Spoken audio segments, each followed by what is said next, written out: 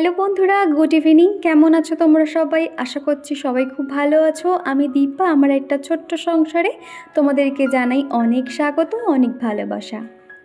আর আজকে মনে হলো অনেক দিন তোমাদেরকে আমার evening to night routine share করা হয় না, সেই জন্য আজকে বিকেল থেকে রাত পর্যন্ত ভিডিওটা শেয়ার করছি। আশা করছি তোমাদের খুবই ভালো লাগবে। এখন ঘড়ি তো ওই 5টা, পৌনে 5টা আর কি বাজবে। আমি খানিকক্ষণ শুয়েছিলাম। আজকে সকাল থেকে কেন ভিডিও শ্যুট করিনি তারও একটা কারণ রয়েছে। সকালবেলা হঠাৎ করে আমার গ্যাসটা শেষ হয়ে যায়, আর যার কারণে আমার অনেকটা দেরি হয়ে গেছিলো কাজকর্মগুলো করতে। আর আজকে না শুধুমাত্র সকালবেলা খিচুড়িটাই করতে পেরেছিলাম। সকালে চিকুর পাপাকে একটু খাবার বানিয়ে দিয়েছিলাম, রুটি তরকারি, তারপরে আমরা চিকুর জন্য একটু খিচুড়ি বানিয়ে নিয়েছিলাম, ওই চালে ডালে আর কি। তো ওটাই যে এরকম দুপুরেও আমাদেরকে খেতে হবে সত্যি ভাবতে পারিনি।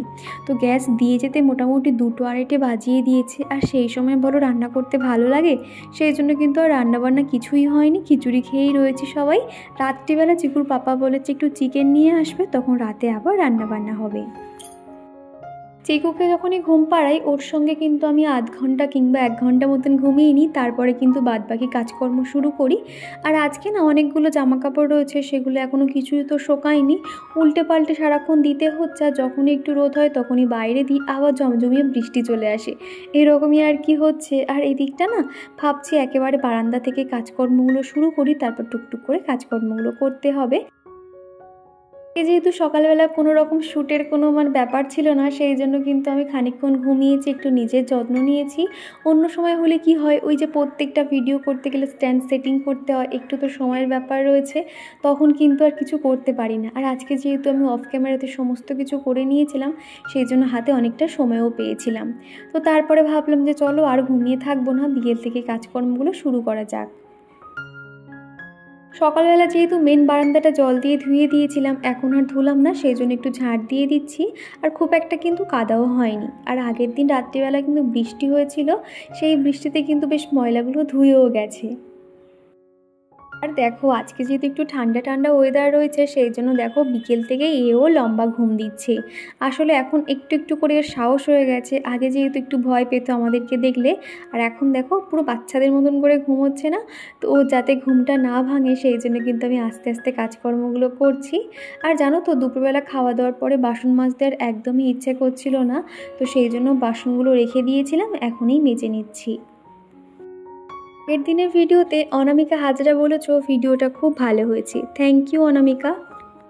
আর ফতেমা জানতে চেয়েছো দীপাদি তুমি যে বাড়িটাতে এখন ভাড়া রয়েছো, সেই বাড়িটাতে মাসে কত করে ভাড়া নেয়। তো এরকম সোশ্যাল মিডিয়াতে তো ডাইরেক্ট বলা যায় না, তবে তোমাকে আমি একটা অনুমান করে বলতে পারছি, মোটামুটি তোমার 4.5 থেকে 5.5-এর মধ্যে এই বাড়িটা। একটু তাহলে আইডিয়া করে নাও, তাহলে বুঝতে পারবে। এদিকে বাসনগুলো মাজা প্রায় শেষের পথে, তখনই দেখলাম লোডশেডিং হয়ে গেছে। ভালো হয়েছে যে ফোনের ফ্ল্যাশ লাইটটা জ্বালা ছিল, সেই জন্য আমি একটু দেখতে পেলাম কোথায় কি রয়েছে। তো ফ্রিজের মাথার উপর 2টো মোমবাতি ছিল, একটা চিকুর বেডরুমে দিয়ে এলাম, আর একটা আমার রান্নাঘরে জ্বালিয়ে নিয়েছি। তারপরে এই জায়গাটাও একটু ধুয়ে দিয়েছি, আর যে কাপড়গুলো রান্নার কাজে ব্যবহার হয় সেগুলোও কিন্তু আমি হ্যান্ড ওয়াশ দিয়ে ধুয়ে নিয়েছি। আর যখন এরকম বাসন মাজি না, কি হয় চারিদিকে একটু জল ছিটকিয়ে পড়ে যায়, তো সেই জন্য কিন্তু একটু ভালো করে মুছে নিতে হয়, তা নাহলে জল পায়ে পায়ে পুরো কাদা হয়ে যায়। আমাদের এখানে কিন্তু খুব একটা লোডশেডিং হয় না, যদিও বা হয় 5-10 মিনিটের জন্য। তো দেখো খানিক পরে তো কারেন্ট চলে এসছে, আর আমি এখন চুলটুলগুলো বেঁধে নিচ্ছি। আর চিকু ঘুম থেকে উঠলে তখনই আর কি সন্ধেটা দিয়ে নেব। যেই ঘরে এসে লাইটটা জ্বালিয়েছি অমনি চিকুর ঘুম ভেঙে গেছে, সেও উঠে এখন বায়না করতে শুরু করে দিয়েছে যে কোলে নাও করছে। তো বলছি চুলটা বেঁধে নিয়ে নেব, সে তো কিছুতেই শুনবে না। আসলে বাচ্চারা দেখবে ঘুম থেকে উঠলে একটু ঘ্যান ঘ্যান মতন করে আর কি, ওদের মুডটা একটু ভালো করে দিলে তাহলে আর এই সমস্যাটা হয় না। জাহানুর খাতুন জানতে চেয়েছো হাই দীপাদি তুমি কেমন আছো। আমি না খুব ভালো আছি, তুমি কেমন আছো অবশ্যই জানিও। বাইরে যতই বৃষ্টি হোক না কেন, ঠান্ডা ওয়েদার, ভিতরে কিন্তু একটা গরম ভাব রয়েছে। সেই জন্য না যখনই জামা কাপড় চেঞ্জ করি সেগুলো একটু ভালো করে ডেটল জল দিয়ে না ধুলে না নিজেরই যেন ভালো লাগে না। তো সেই জামাটা যদিও দুপুর থেকে পরেছিলাম, আর এখন যেহেতু সন্ধে দেবো সেই জন্য একটা নতুন ফ্রেশ নাইটি পরে নিলাম। আর আগের 2টো নাইটি এখন একটু ডেটল জল দিয়ে ধুয়ে মেলে দিচ্ছি। আর এই দিকের বারান্দাটা না আমি খুব একটা কিন্তু খুলি না, বিশেষ করে রাতের দিকে ভীষণ ভয় করে। আর এই সাইডটাতে বেশ ভালো জলের হাওয়া আসে, তো জামা কাপড়গুলো শুকিয়ে শুকিয়ে যায়। তো সেই জন্য দেখো আমি খুব একটা ওদিকটাতে যাচ্ছি না, সামনে হাত বাড়িয়ে দুটো জামা কিন্তু একটু মেলে দিচ্ছি। আর এইদিকে জামা কাপড় মেলার আইডিয়া কিন্তু মা দিয়ে গেছে। মা বলতো যে এই পারে জামা কাপড় মেললে কিন্তু কোনো রকম রোদ ছাড়াই খুব ভালোভাবে শুকিয়ে যায়। পাশে যেহেতু বড় একটা ঝিল রয়েছে, এত সুন্দর জলের হাওয়া হয় না, খুব জামা কাপড়গুলো কিন্তু খুব তাড়াতাড়ি শুকিয়েও যায়। আমাদের এই বাড়ির চারপাশে কিন্তু প্রাকৃতিক সৌন্দর্যটা ভীষণ সুন্দর, আর এখানে একটা নিরিবিলি ভাব রয়েছে। পাশে যেহেতু বড় একটা জলের ঝিল রয়েছে না, এত সুন্দর ঠান্ডা হাওয়া আসে। শীতকালে তো একদমই এখানে দাঁড়ানো যায় না, দাঁড়ালে না একদম পুরো গায়ে কাঁপ লেগে যাবে, শীতে যেন কনকন করছে। শীতকালীন সময় কি হয়, এই দিকের যে দরজাটা কিন্তু আমি একদমই খুলি না তখন। চিকু আজকে ঘুম থেকে ওঠার পরে বেশ খানিকক্ষণ ঘ্যান ঘ্যান করছিল, তো ওকে একটু বললাম যে তুমি রেডি হয়ে নাও, পাপা ঘুরতে নিয়ে যাবে। যেই বলেছি দেখো কত শান্ত হয়ে রেডি হচ্ছে। তো ওকে প্রথমে মুখটুকগুলো ধুয়ে দিলাম, দিয়ে এখন একটু টিপ পাউডার দিয়ে চুলটা আঁচড়িয়ে দেবো। তুলাতে আগের দিনে গিয়ে একটা কমেন্ট লিখেছো, একটা কোনো ভালো কথাই আমাকে বলেছো, তবে না আমি না ঠিক বুঝতে পারছি না ঠিক কী এক্স্যাক্টলি তুমি বলতে চাইছো। তবে আরেকবার একটু কমেন্টটা ক্লিয়ার করে দিও, তাহলে আমার বুঝতে সুবিধা হবে। মনিকা দিদিভাই বলেছ, চারিদিকে যা সমস্ত শুরু হয়েছে এই যুদ্ধটা যেন চলতেই থাকে। সত্যি কথা বলতে এইগুলো না অনেকটা ভাবলেও খারাপ লাগে, এই যে সামনে দুর্গাপুজো, কত আনন্দ করব, শপিং করব, কিন্তু এই যে যখন ফোনের কোনো নিউজগুলো শুনি, টিভির নিউজগুলো শুনি না, মনটা যেন কোথাও একটা খারাপ হয়ে যায়। শুধু মনে হয় যে এই জিনিসটা কবে ঠিক হবে, বা এটার সুরাহা কি আদৌ হবে। এই যে মানুষ এত মিছিল করছে, এত কিছু গণ্ডগোল হচ্ছে, এগুলো কি আদৌ সমাধান হবে ঠিক বুঝতে পারছি না। তবে সব মিলিয়ে মনটা কিন্তু ভীষণ খারাপ। নির্মলনাথ আইডি থেকে আমার এক মিষ্টি বন্ধু কমেন্ট করেছে, আমার নাম মিষ্টু, আমি ত্রিপুরা থেকে তোমার ভিডিও দেখছি, তোমার ভিডিও আমার হাজব্যান্ডের ফোন থেকে দেখি। তো মিষ্টু, তোমাকে অসংখ্য ধন্যবাদ, এই যে তুমি অত দূর থেকে আমার ভিডিওগুলো দেখো। তোমরা অনেকেই আছো জায়গা মেনশন করে দাও যে তোমরা কত দূর থেকে দেখছো, তখন আমার খুব ভালো লাগে। গুজরাট, বাংলাদেশ, ত্রিপুরা, এরকম কত জায়গা থেকে তোমরা আমার ভিডিও দেখো, আমার খুব ভালো লাগে। আর এদিকে চিকুর কাণ্ড দেখো, এখানে যে আমি মোমবাতিটা তখন লিভিয়ে দিয়েছিলাম, ওর বায়না মোমবাতিটা আবার জ্বালিয়ে দিতে হবে। সামনেই যে তোর হ্যাপি বার্থডে হয়েছিল, ও জানে যে মোমবাতি মানেই হ্যাপি বার্থডে আর কি। ওই হ্যাপি টু ইউ বারবার বলছে হাততালি দিয়ে, আর ফু দিয়ে লেভানোর চেষ্টা করছে, কিন্তু একটু ভয়ও আছে, দূর থেকে শুধু ফু ফু করছে। বলো বলা আসো।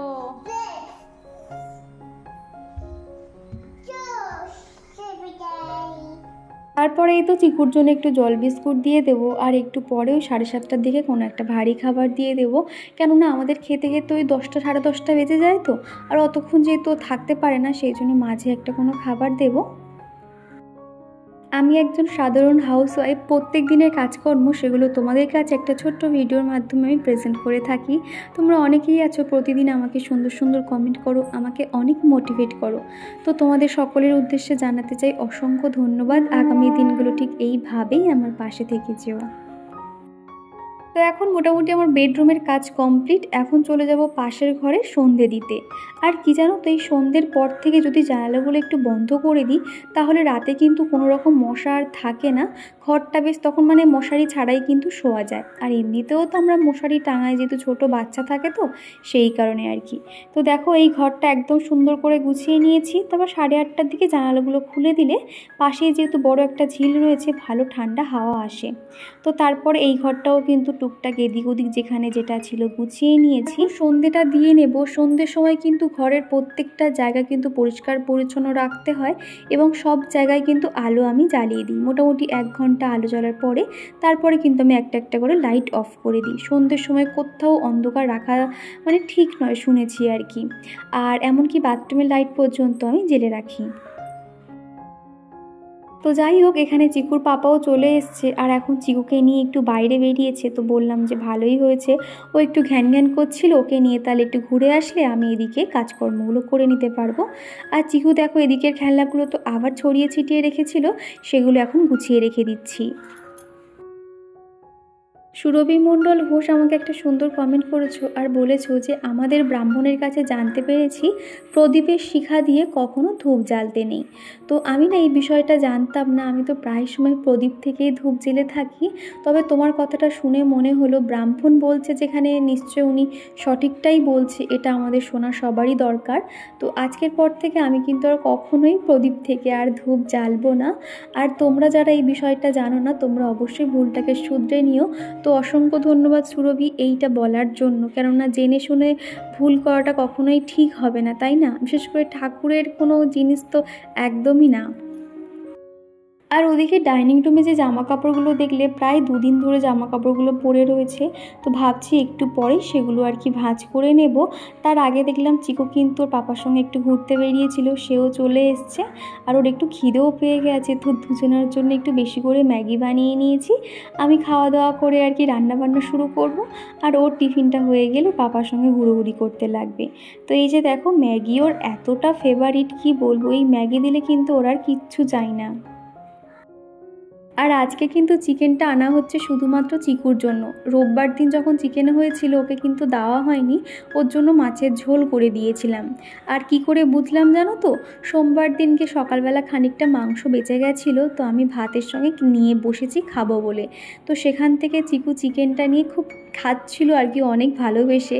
দিতে চাইছিলাম না যেহেতু চিকেনটা পুরো বাসি হয়ে গেছে, মানে আগের দিন রাত পোহানো মানে তো বাসি, সেই জন্য দিতে চাইছিলাম না। সে কিন্তু শোনেনি, জোর করেই খাওয়ার জন্য বায়না করছিল। তো সেই জন্য চিকুর পাপাকে বলা মাত্রই সে বললো আচ্ছা ঠিক আছে, আমি ওর জন্য চিকেন নিয়ে। আর এদিকে আমি এখন দুটো ঘর সুন্দর করে গুছিয়ে রেখে এখন সোজা চলে এসেছি রান্নাঘরে। রান্না করার জন্য আমি আলু কেটে নিয়েছি, আর এদিকে পেঁয়াজগুলো কাটা হয়ে গেছে, আর আদা রসুনগুলো কেটে রেখে দিয়েছি, একটু পরে আর কি মিক্সার গ্রাইন্ডারে দিয়ে পেস্ট করব। আর এদিকে দেখো আমি মশলা নিয়েছি কয়েকটা, এটা রয়েছে মৌরি, জিরে, চিনি রয়েছে, আর এটা হলো শুকনো লঙ্কা, তেজপাতা, গোটা এলাচ, আর এটা কি বলে যেন, কি বল আপাতত মনে পড়ছে না। সবই রেডি করে নিয়েছি, আর এদিকে এখন ভাতটাও বসিয়ে দিয়েছি আর কি। তো চলো ঝটপট আর কি মাংসটাও বানিয়ে নিই। আর এদিকে না চিকুর পাপা দেখো চিকেনটা সুন্দর করে ধুয়ে ম্যারিনেট করে নিয়েছে। আর জানো তো এরকম যে পেঁয়াজ দেখছো, এরকম মাংসের সঙ্গে ম্যারিনেট করে নিলে কিন্তু একটা আলাদাই টেস্ট হয়। আমার শাশুড়ি মাকে দেখতাম ঠিক এইভাবে রান্না করতে, তো সেই জন্য ভাবলাম যে চলো এইভাবে আজকে একটু বানাই। এর আগের বারেও বানিয়েছিলাম, খেতে কিন্তু বেশ ভালো হয়েছিল। তোমাদের সকলকে বলবো আমার রান্নাঘরের জানালাটাকে একটু ইগনোর করো, তার কারণ ভীষণ পরিমাণে ময়লা হয়ে গেছে। আসলে তোমাদেরকে বলেছিলাম আগের সপ্তাহে আমাদের উপরে যে ট্যাঙ্কটা থাকে সেই ট্যাঙ্কটা আর কি পরিষ্কার করা হয়েছিল। তো যখন ওই ছাদ বেয়ে বেয়ে জল পড়ছিল না, পুরো ওই যে কালো কালো আয়রনের জলগুলো না এই জানালার উপরে পড়েছে। আসলে উপর থেকে তো ওনারা ফেলেছে, কি বলবো বলো, একটু অন্য দিক থেকে ঘুরিয়ে ফেললে তাহলে এটা হয়তো আমার খাটুনিটা হতো না, এমনভাবে ফেলেছে পুরো কালো কালো জল পুরো আমার জানালাটাতে ভরে গেছে। তো ভাবছি আজকালের মধ্যে পরিষ্কার করতে হবে। আর কি জানো তো, এইভাবে হাত গুলিয়ে পরিষ্কার করতে গেলে না শাখাগুলো একটু বেড়ে যাওয়ার সম্ভাবনা থাকে। পরিষ্কার করতে গেলে একদম পাশে যে বারান্দা রয়েছে সেই বারান্দা খুলে তারপর ওই বাগানের মধ্যে দাঁড়িয়ে দাঁড়িয়ে না আমাকে জানালাগুলো পরিষ্কার করতে হবে। তো সেই জন্য কখন যাব, এত মানে সারাদিন তো কাজে সময় পাই না, তার উপর এগুলো এক্সট্রা কাজ হয়ে যায়, যার জন্য আজকে করব কালকে করব করে আর সময়ই হচ্ছে না। সেই সকাল থেকে রাত পর্যন্ত এরকম একটার পর একটা কাজ করতেই থাকে। মাঝে মধ্যে না মনে হয় যে নিজের যত্ন নিতেই কিন্তু আমি ভুলে গেছি। আসলে সংসারের মায়াজালে যে একবার পড়বে না, এখান থেকে বার হওয়া খুব কঠিন। আর এই যে এখন সংসারে কাজ করতে করতে না কখন একটা যে নিজের মধ্যে একটা অভ্যেস হয়ে গেছে নিজেই বুঝতে পারি না। তোমরা অনেকেই বলো যে ছোট বাচ্চাকে নিয়ে তুমি কি করে এত কাজ করো। আসলে আমাদের অভ্যেস আর পরিস্থিতি আমাদের পাল্টে যেতে বাধ্য করে। তাও দেখবে এই 2024-এ মানুষ এসেও এখনও পর্যন্ত কিন্তু মানুষ রূপ নিয়ে তাকে জাজ করে। যাকে দেখতে সুন্দর সেই সব থেকে ভালো, সেই গুণবতী এরকম মনে করে, তাই না? এমন অনেকের ক্ষেত্রে দেখেছি রূপটা কিন্তু বেশি প্রাধান্য দেয়।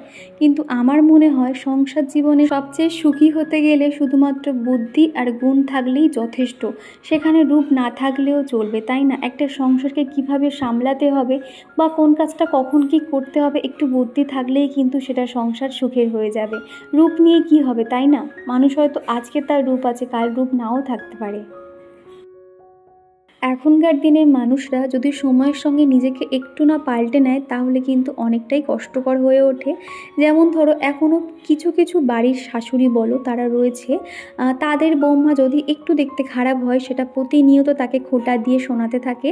আমার নিজের চোখেই দেখা এরকম একটা ঘটনা, সেটা থেকেই সেই অভিজ্ঞতা থেকেই তোমাদেরকে বলছি।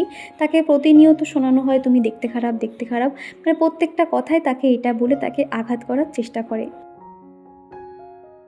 নিজের যেটা মনে হয় সেটাই আর কি বললাম, এখানে আমি কিছু ভুলও বলতে পারি। আসলে আমি তো সারাদিন বাড়িতে একা থাকি, গল্প করার মতো সেরকম তো কোনো সঙ্গী সাথী নেই।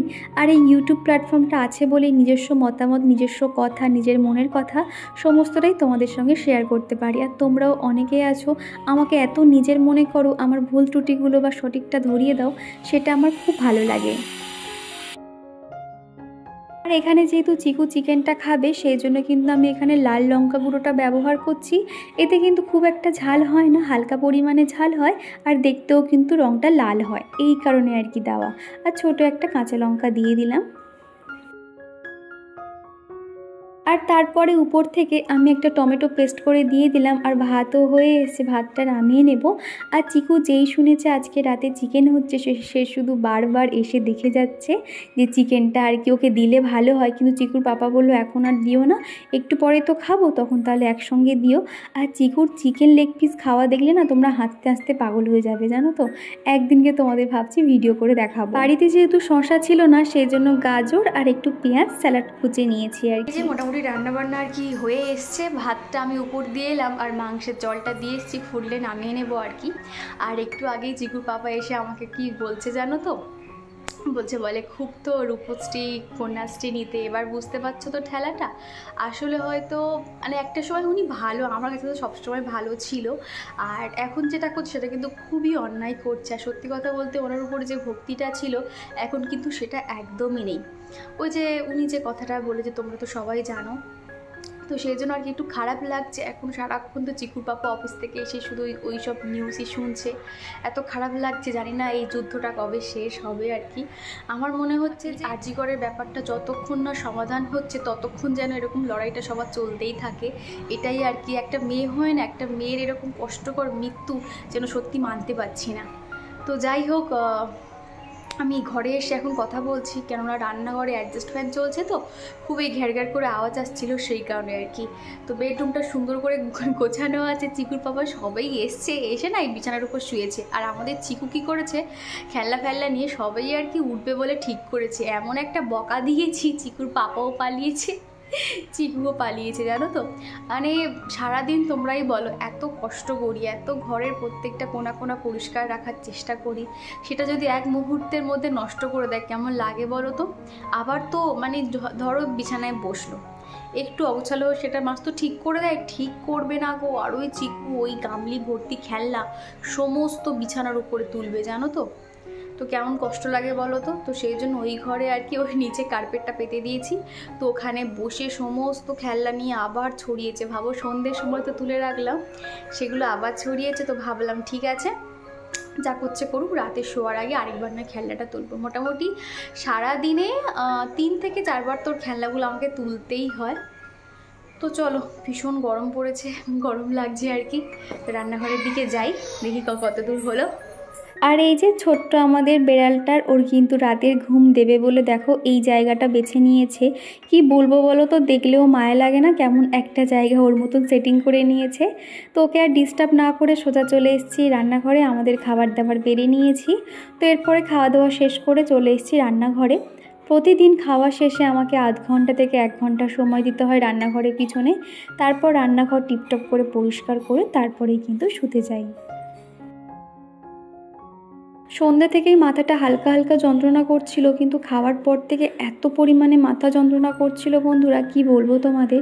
সেই জন্য রাতে কোনো রকম আর ভিডিও শ্যুট করতে পারিনি। ভেবেছিলাম হাতের কিছু কাজ করব বা ভিডিও এডিটিং করব, সেটাও করতে পারিনি। তাও দেখো এই অবস্থাতে রান্নাঘরটা এদিক ওদিক ছড়িয়ে ছিটিয়ে রয়েছে, সেগুলো তাও একটু পরিষ্কার করে নেওয়ার চেষ্টা করছি। চিকুর পাপা বারবার হেঁকে বলছিল যে করতে হবে না, রেখে দাও, সকালে করবে। আচ্ছা তোমরাই বলো তো, সকালে করলেও তো সেই আমাকে করতে হবে, আর সকালবেলা মানে একদণ্ড বসে নিঃশ্বাস ফেলার সময় থাকে না, আর তখন যদি এগুলো করি না আমার সব মিলিয়ে অনেকটা দেরি হয়ে যায়, তখন না হিমশিম খেয়ে যাই কোথা দিয়ে কাজ শুরু করব। আচ্ছা চলো এরই সঙ্গে আমার প্রিয় বন্ধুগুলোর নাম নেওয়া যাক। প্রথমেই কমেন্ট করেছে সুরভি মণ্ডল ঘোষ, জোরদান ফারহান, কি একটা নাম যেন বুঝতে পারছিলাম না।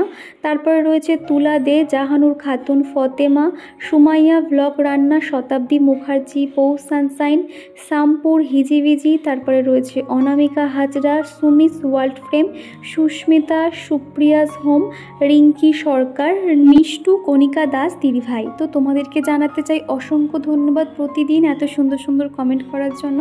তোমাদের কাছে একটাই চাওয়া, আগামী দিনগুলো ঠিক এইভাবেই আমার পাশে থেকে যেও। আর এখন করে ভোলা পিঁপড়ের এত উৎপাত হয়েছে, সেই জন্য না নিমাইল দিয়ে একটু ঘরটা মুছে নিচ্ছি। আর এরপরে এত পরিমাণ মাথা যন্ত্রণা করছিল না, আমি আর বাসনগুলো মাজতে পারিনি, তবে কিন্তু কালকে সকালে আমি আবার এগুলো মেজে নেব।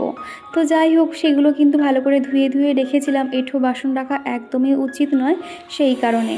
তো দেখো রান্নাঘরটা সুন্দর করে পরিষ্কার করে নিয়েছি, আর এই দিয়ে ভিডিওটা শেষ করছি। তো চলো।